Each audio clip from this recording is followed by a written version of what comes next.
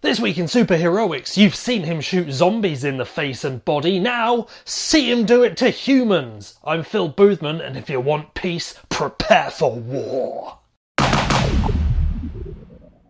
Greetings superhumans and welcome to the Trinity, the show where I pick my 3 favourite superhero news stories from the week gone by and then ridicule them for approximately 6 minutes because I have no idea how to interact with things appropriately. First up, following the rumours featured in last week's episode, it seems that Humberto Gonzalez has come through once again with his precognitive gift, as not only has big bad Frank Castle been confirmed for Marvel's Daredevil Season 2, he's also been cast, and the actor is no stranger to comic book adaptations. That's right, everybody's favourite homegrown, zombie-slaying, head-shaving, broken-nose-looking, wife-banging, Rick Grimes-hating, long-dead former police officer Shane Walsh, aka actor John Bernthal, has signed on to play the Punisher. Was that too many descriptors? It's another in a long line of cool choices by Marvel Studios, and it looks like we'll be getting a more grounded, street-level version of the character than the slightly over-the-top version seen in his previous on-screen outings. You know, those 2 films famously known as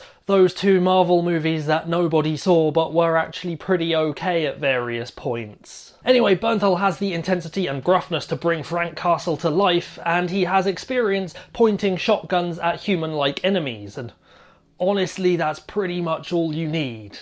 Not the most nuanced character, that Frank Castle. Besides the casting, Marvel also revealed a promotional image for the 2nd season of Daredevil, which suggests that Old Skull Shirt, that's a thing people call the Punisher, right? Maybe played more as a villain than in his standard portrayal, possibly one intent on putting bullet holes in our favourite Hell's Kitchen-based, devil-themed blind ninja badass vigilante. Again with the descriptors! In much the same way as a graphic designer has put bullet holes in the show's logo. Let's hope the Punisher saves some ammunition for the bad guys sure to be gunning for the man without fear in the next season, although not Jason Statham apparently, because he's a great big killjoy. Either way, the success of Marvel's Netflix division so far, combined with John Bernthal's acting chops, are sure to bring us a Punisher far more memorable than Thomas Jane in The Punisher or Ray Stevenson in Punisher Warzone. Speaking of which, an offhand tweet to a fan resulted in some very interesting news being revealed about the next season of the CW's flagship superhero show. After being asked whether she was being courted to direct any of the upcoming Marvel ventures, Punisher Warzone director and former Karate World Champion, not even making that up, Lexi Alexander,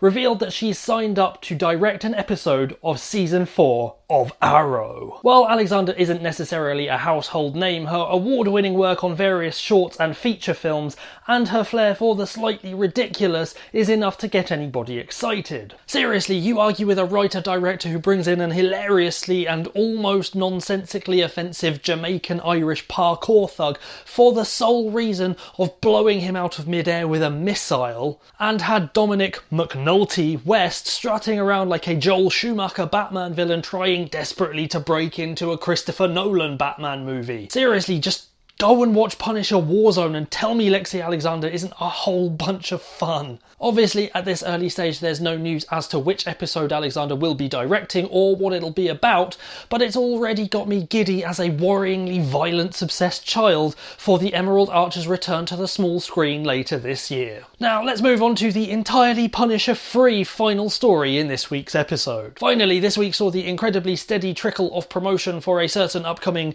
vigilante versus godlike alien superhero extravaganza continue with the reveal of not 1 poster, not 2 posters, but 2 posters and an official synopsis. That felt like an anticlimax. Anyway, we now have very slightly more of an idea about what Zack Snyder's soon-to-be superhero epic Batman v Superman Dawn of Justice is actually going to be about. I mean, other than Batman fighting Superman, but I feel that much was obvious. The synopsis reads: fearing the actions of a godlike superhero left unchecked, Gotham City's own formidable, forceful vigilante takes on Metropolis's most revered modern-day saviour, while the world wrestles with what sort of hero it really needs. And with Batman and Superman at war with one another, a new threat quickly arises, putting mankind in greater danger than it's ever known before. It pretty much confirms everyone's suspicions that Ben Affleck's grizzled and just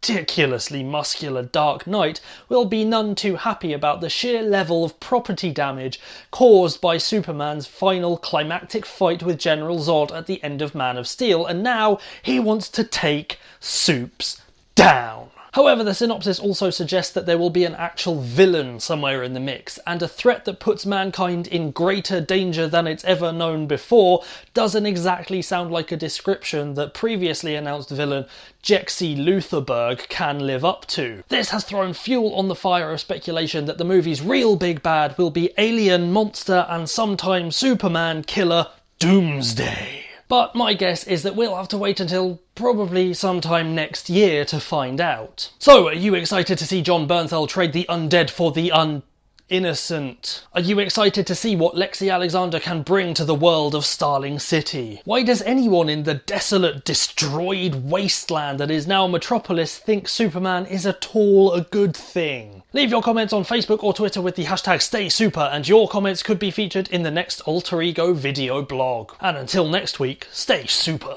Thank you for watching. You can click over there to watch last week's episode of So You're a Superhero or the most recent Alter Ego video blog, and you can click down there to subscribe to Empath Digital for brand new content every single week.